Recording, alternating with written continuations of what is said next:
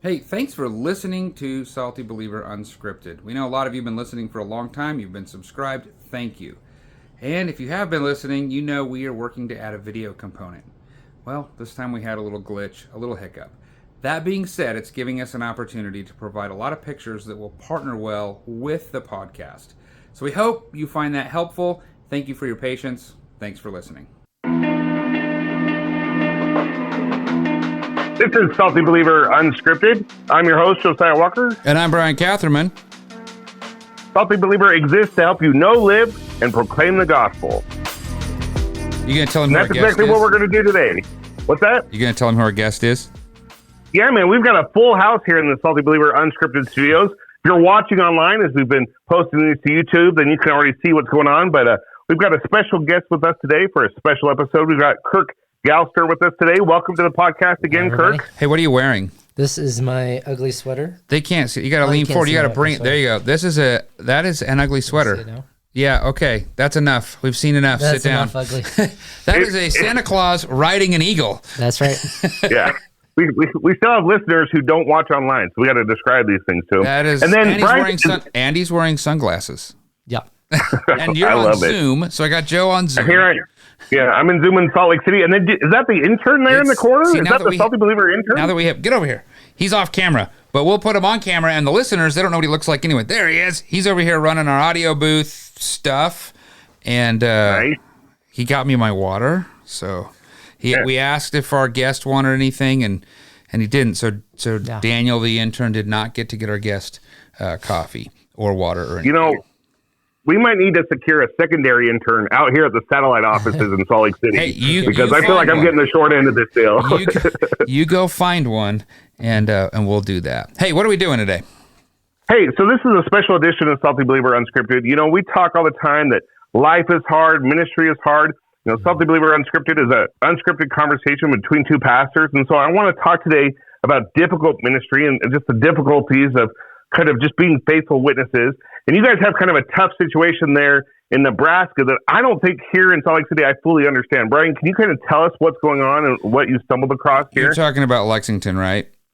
Yeah. Tell me about what's going on there in Lexington. So we're in Holdridge, Nebraska, and about, Kirk, how far? 40 minutes, 45 minutes? 45-minute drive. 45 minutes away to the west is a town called Lexington. There's a Tyson beef packing plant, which a lot of people don't even know they do beef, but they do beef. Yep. So it's a beef packing plant. And a couple weeks ago at this point, they announced that they're closing the plant in Lexington and moving a few people, a small handful, to Texas.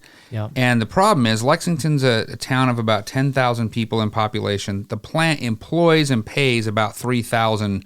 It's like 2,700. Maybe there's some contractors. There's some of these people are going to be going. And so that's just the employees. So now you add the families. I would say easily half of the city, the families, if you were just to say, okay, because you got kids, you got all that, like half the city probably gets their paycheck from this plant. Yeah. And in January 20th, it's done.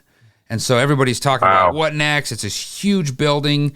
Years ago, in the 80s and 90s, there was a different plant in there, and it transitioned, and it took years before they retooled and got other things in there. So it's complicated, right? It's really complicated. And then on top of that, so you got small town, big plant closing. On top of that, you have, Kirk, you've got a whole range of different cultures and people. So walk us through that. Yeah, so Lexington's just a really diverse community. The packing plant brought in a lot of immigration and people working that are now, working towards getting their citizenship. You have a lot for like 20 years, right? Yeah, over the past 20 years or so. Yeah, you have a lot of Hispanic folks from Guatemala and all over, and then you have quite a few people from East Africa. You have Sudanese folks and Somalis. Okay, and so you've been out there. You've been out there doing stuff for a year, right? Working in that, but now all of a sudden there's a whole different thing, right? So that's the rundown. Does that help, Joe? Does that give you some perspective?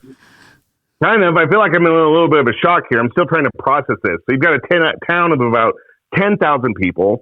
You got 3,000 people that are employed in this plant. Not to mention the grocery stores, the schools, the restaurants that cater to these people in this plant and things like that. I can't imagine how devastating this is. And it goes deeper than that even, because we had some pastors here at a pastor huddle. We were praying with them, and they're from Lexington, and one of them was telling us, a bunch of people are going, I have a mortgage, My kids are in school. My house, the value of my house just tanked. How am I going to get out of my mortgage? What am I going to do with my, like, there's just so much up in the air. He said, our people don't know what to do. He said a third of his church, a third of the families are employed by Tyson in his church. That's great. Wow. That's a Spanish church. So Kirk, we have you on the podcast today because, like Bryan mentioned, you've been doing work out there. You've been going out there for about a year and a half now. That's right. Your boots on the ground, man. What are you seeing there when you're in Lexington? Yeah, I mean, I have to be honest. I was surprised at how much of an impact immediately this had on the community. Just the feeling, it's kind of a somber feeling. I walked in, I was at Maddie's, the coffee shop, getting coffee with a friend, and I met I saw one of the guys walk in that was clearly employed by Tyson, and I just told him, hey, I'm praying for you, I'm sorry. He was from East Africa, and he said, yeah, this is very sad. That's all he had to say. Like, didn't know what to do with it. He didn't know what to say about it. And then, not long after that, I walked into one of the shops, kind of a local grocery store, and there's probably 15 to 20 people in there just kind of frantically asking the shop owner to help them fill out job applications. I don't even know what all they were filling out, but he has like one computer, so everybody's kind of gathered around him. Yeah, he's kind of the central source for the computer in that community. Yeah. And that's the Somali, Sudanese, or Somali. Yep, it's a Somali shop. Okay.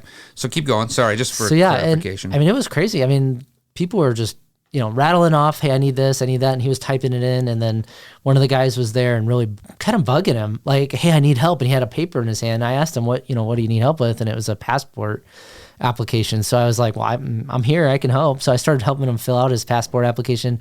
Clearly, it does help to speak a with those guys, you're language. Speaking Arabic. Yeah, I was in Arabic with them, so I figured out what it was. I knew it was a passport application, but I figured out how. I was just asking him, like, what's your name, like helping him fill it out. So the language helped in that instant for sure. I think we need to. So one of the things too that people probably don't realize is when Kirk first started working over there, there was a bunch of changes, and so there's a family services type government contractor type deal. Well, if you remember, like Elon Musk and the initial earlier phases of the Trump presidency this round were just cutting tons of stuff. They just cut all their funding. Yeah. And they were asking Kirk, like, it was a little crazy. Like, hey, you speak Arabic and we have a bunch of Arabic speaking people. Would you just do all of our stuff for us? And we're like, we can't really. Yeah, no, it was crazy. They were asking us for services that our church definitely could not meet those needs. I mean, it was too much. We've got somebody out here looking for our intern. If you want to go deal with that, you can. If we just want to leave him there, we can do that too. Anyway, so the whole point is there's a huge need. Mm-hmm. He's been out there. I mean, you've been out there doing all kinds language training and we've tried kind of doing some stuff with like entrepreneurship and coaching. I found that financial literacy would be probably more the need if we're going to go that route. And then we have like our English program. We have a conversation club. Crystal, my wife, she's going out there once every 2 weeks to teach an English ESL class. So you speak Arabic, but you're helping Spanish-speaking people, Arabic-speaking people. Yep, kind of obviously, through the library, you have a good relationship with the library. You don't work with the library. You work with us, and you're doing this other stuff. But the point is, you're going along, and then all of a sudden there's this huge need. Tell us about the day you showed up with so normally... Yeah. Okay, before all this happened, you go out there to help. What are we talking about? How many people? Yeah, you might run into one or two people at the library asking for help. Maybe someone's on a computer filling out something, they need help or whatever. But typically you don't really run into a whole lot of people. So you show up after the news hits. It's Monday, right? Like after the news hits. I came in on a Monday. So they kind of announced it. I think it was a Friday or Saturday. Yeah. Yep. That Monday, I mean, the line was out the door with people coming in, like asking for help. 300 people show up and go, please help. Yes, it was like the library estimated 300 people. I mean, it was just crazy. And I was really quite surprised. I thought it might take a few days before, to see if this is even real, if this is really happening. No, I mean, people were taking it very serious right away. Joe, I think we've talked about it on this podcast before. I know in your ministry, we've talked about it. This in case of emergency break glass mentality for the Christian church. Good. Because like we can't, That's a good me and analogy. Kirk and you, Joe, even your church, I know your church supports the work that Kirk's doing. Our church has some support there. By the way, if anybody is going, man, I want to help somehow, if you reach out to us on SaltyBeliever.com or what's our email address? SaltyBeliever@gmail.com. If you reach out and say, I want to find a way to financially help the work that Kirk's doing, I'd love to have a bigger conversation. Or if you know Kirk, get in touch with him. The need has never been greater in what we're doing here because it's overloaded. But anyway, tell us a little bit about the ministry philosophy that you do that's in case of emergency, break glass, because that's exactly what we're seeing happen here. Mm-hmm. Yeah, for sure. I mean, here in Salt Lake City, we live at a mission field. And oftentimes I feel like our church really serves as kind of like a fire extinguisher in your home, right? Where you don't really think about it. Maybe it's in the pantry and you forget it's there half the time. But all of a sudden, you got a grease fire in the kitchen or something happens, and immediately you run for that fire extinguisher. And time again, we've seen here at Redeeming Life Church where people don't think much about us until their life falls apart. And something like this happens to them, and all of a sudden they remember the door hanger on their fridge or the worship time invite card, and they just grab that. They come running and say, hey, I need some help, which it sounds like exactly is what these people in Lexington are doing. I can't imagine how overwhelming it would be just for the English speakers there. But now you've got, Somalis and Sudanese and people that don't speak English trying to navigate these changes and fill out these job applications. And Brian's absolutely right. Like, I'm listening to this and I'm thinking, how do you respond to this? Like, Kirk, how do you as one person kind of respond to this and not get overwhelmed and just really trust that, man, God is in control? Yeah, what are you doing, Kirk? I mean, that's a great question. I mean, I'm feeling overwhelmed. That's what I'm doing. But definitely trusting God. We are going to just have to wait and see how this shakes out. I mean, a lot of people probably are going to leave and find jobs other places, other cities. There were, recruiters from some of the other packing plants. You have a packing plant in Grand Island that came over, and they had a recruiter there trying to, hire people. So people are going to fluctuate. We'll see what happens, but stay in the course, offering the services that we can offer. So we've done, just last week we had mock interviews for citizenship. People taking the citizenship exam. So we were helping the library with that. So we're just going to stay the course. I might try to offer some kind of a financial literacy or, way of getting yourself employed kind of a class and see how that goes. But really it's just praying and waiting and seeing what God's going to do with this. And if opportunities open up to share the gospel or what happens. Does it seem like God is opening up opportunities? Like it does. I think it does. I mean, so like the guy that was in the coffee shop, I told him I was praying for him, and it was a heartfelt, thank you. That like I could tell he was really like visibly moved by that. I mean, obviously, with people from a different culture, you could always offer a prayer, and sometimes they respond well, and sometimes they don't really care. And yeah, I mean, so you have these people. So you have. I'm assuming you're going to have a whole mix of religious beliefs. Sure. What's the Spanish population? Is that mostly Catholic, do you think? Yeah, I imagine we got a lot of at least Catholic background. Some evangelicals. We've come across a few evangelicals. And then, of course, Islam is a big one. Islam with the Somalis and the Sudanese and all that. So, you're offering to pray for people. Most of those people do have a belief that, maybe there should be prayer. So you were finding that to be an open opportunity in the event of a crisis. I think Christians sometimes miss the fact that these things open up real meaningful opportunities. I think with the SBC, the Southern Baptist Convention, they do disaster relief because they show up where somebody had a hurricane and a tornado. Now the EFCA does some of this too. You show up at these places and people are actually really open and going, I'm helpless. All the things I've been trusting in have been sort of stripped away. Now what? Mm-hmm. And so it does seem to open really good Christian ministry, which the lesson in that is, let's say your coworker has a crisis. Mm-hmm. Okay, that's not a whole city. Yeah. But they had, what'd you say in case of emergency, a kitchen fire? Yeah. They had a kitchen fire, and we had that happen with some people in our church here, and then they have to move out, and it was amazing to watch the church rally to get them. Yeah. It was right after Christmas, jackets and get them some food and get them a place to stay. The church has an opportunity in crisis to serve, and it's an opportunity that, don't waste it, right? Right. God's maybe putting this together. Yeah, for sure. That's such a powerful reminder, because we forget oftentimes because these situations come up to us and they're a surprise, they're a shock to everyone in that community of what's happening. But God is sovereign and God is in control. We know that as believers. And so I feel like people are, really rushing from the community, probably from that city and their neighboring towns to really fix the temporary issues of helping them get relocated or get some food in their pantries. But we as believers know that the greatest need in our world today is lostness.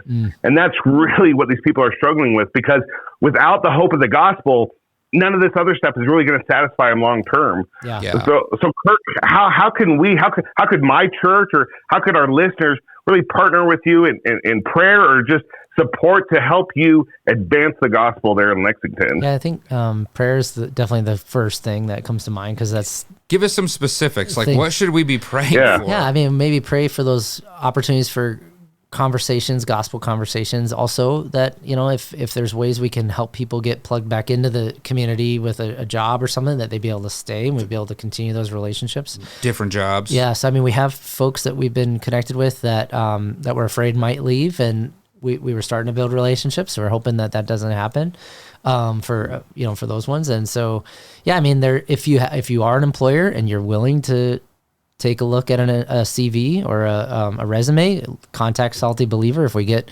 resumes, we'll send them out to you. So we should pray for that. Pray for other of these businesses open. How should we be praying for help? You need help. For sure, yeah. Should we be praying for money? You probably need money. Laborers. Laborers, funds. There's a lot going on. If you want to volunteer, our English program is going to continue as far as we know. We're going to try to keep that going. So, which Redeeming Life came out. Yeah. And helped with the conversation. Yeah. You don't have to, well, some of the folks knew Spanish, but you don't have to know Spanish. Right. You don't have to know Arabic. You kind of don't even have to need to know English that well.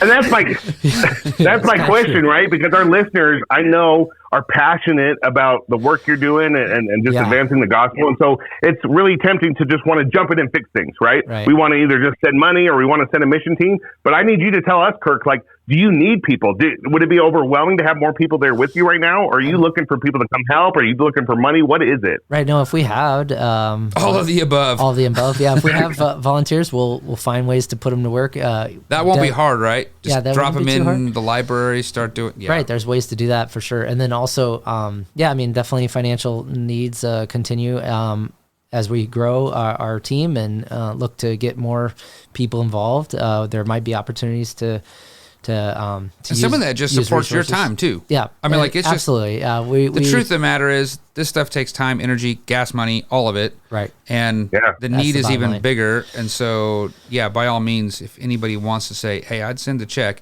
they can get in touch with me.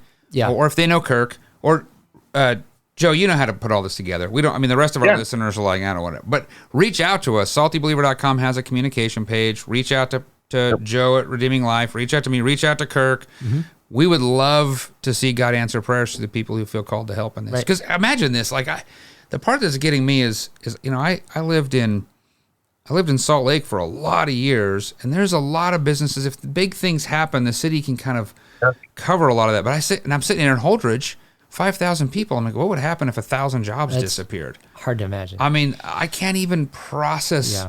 This town would be in so much trouble, and so it's a thing we don't think a lot about. And I'm gonna get a little salty here. All right, let's go for it. For a minute.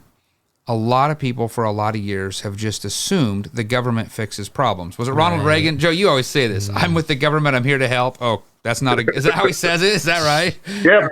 The scariest words, right? Yeah. I'm with the government. I'm here to help. But we, as Christians, need to recognize that God has equipped us, empowered us, blessed us with funds, resources, time, that we don't just have to depend on the government to fix all the problems, because frankly, they're kind of really bad at fixing most problems. No, we're it. And I don't think they're going to fix this problem. I think this is just, that town is in a lot of trouble, and those people and those kids. It's Christmas. Could you imagine at Christmas time, knowing January 20th, we're done? There's a lot of emotions. I mean, we saw people crying, and people are getting...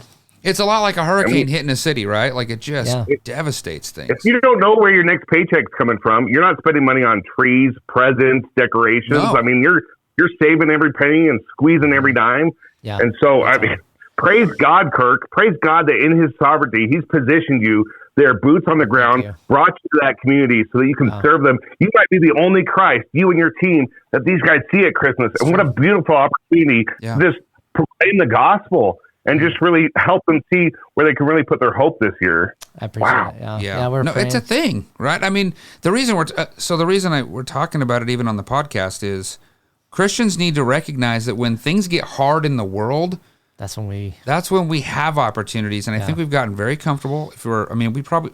I think we have some listeners that are not in America, and they're like, yeah, we get it, but The Americans are very comfortable. We are. We just go, oh, whoa, that's crazy. And we don't realize the magnitude of how hard life can really be and how God has sent his people to be the hands and feet, to proclaim hope, to proclaim truth. It's Christmas time. Yeah. This is the time. And so I just hope people realize that and look for the opportunities in their own communities. Where are people hurting? There are people that are struggling. Yeah. How can that's a missional opportunity. It's a evangelistic opportunity. It's a caring love opportunity. Yeah. How can I, just looking for the needs, step in and do something? And if you're around here where we are, well, get in touch with us, because there's a lot of needs. But that's the idea, right? The church, it's time for the church in America to step up and really serve in these ways. Yeah. And we're talking on the podcast today about Kirk and the work that he's doing there in Lexington. But no matter where you're listening from, you're in a community that's broken and struggling, and there are people who are losing their jobs or facing difficulties or uncertainties during the season. And so God's positioned you where you are. Right. I mean, we talk about the difficulties of ministry. That's why we're here. Yeah, it's to help be his hands and feet. Hey, we have like 1 minute or no minutes. We might be over, but there's an elephant in the room on this conversation that a lot of people here have been talking with me about, and I'm going to put you on the spot a little bit, Kirk. I'll speak into it first, so it's not just a hot seat for you. Okay. You're a guest, right? We don't want to be mean to our guests. Here we go. But not that kind of podcast. It's not that kind of podcast. A lot of people have been asking me, like, how do we think about this when it comes to a lot of the individuals are immigrants, and should they be going back home? And what if some of them, been sending their paychecks back to wherever they came from, and we have a lot of political stuff going on in the country right now with all of that. Yeah. And so I'm going to just share my take to kind of make the seat less hot for you. Thank you. There are issues like that. Governments do have to work through that. We do need to be aware of things. We see this around the world. There are lots of issues at play here, right? There's tons of issues, political issues. We should have some political opinions. Right. But I'm going to say, I don't think we should look at this circumstances of, well, that's just how the government's going to fix everything. I think we should look at the circumstances as God is sovereign over those pieces, and some of them might be going wherever. Yeah. But also God has put the opportunity in front of us. So therefore, I'm going to trust that maybe we're going to see some of those people go back to wherever they came from. Sure. Maybe we're going to see people do whatever. But our role in this is to really press in and try to help as Christians. Yes, that's right. I don't think, I'm not saying we should advocate for illegal immigration. That's not even the issue for me. So I want to see what your take is, because you're in it all the time. I mean, the first thing that comes to my mind, honestly, is I'm surprised how many U.S. citizens I come across. So like people that have already gone through the naturalization process and are now U.S. citizens. Yeah. They're not probably leaving. So we're not talking about people going home. Okay. We're not deporting those folks. But of course there are, quite a few who are still here on, refugee visas. Actually, most of the people in Lexington that I meet are refugees of some sort. So they have a legal right to be in the United States. So they're not going anywhere either, and a legal right to work in the United States because of their refugee status. So that, so really, I mean, ultimately, we're looking at either we help them find jobs, either we serve them, or they're going to move out of our community. And then it's almost like we kind of squandered our opportunity to be the gospel to them, right? As they were here for 20 years. So, and we squandered our opportunity to just be good neighbors. Right. Right? Like these are Nebraskan neighbors. They are, and we're in Nebraska. Ultimately, citizens of our state right now. Yes. Well, we kind of ran out of time. I ran that over, but I think that's the question that a lot of people are asking me. Yeah. What about all this? Yeah. No, I'm just reminded of when we read through Scripture and we see that Jesus ran to the very people that many religious rulers and leaders ran from. So, as always, I want to leave our listeners with this Scripture verse to meditate on. I'm reminded of this from 1 Thessalonians chapter 2, verse 8.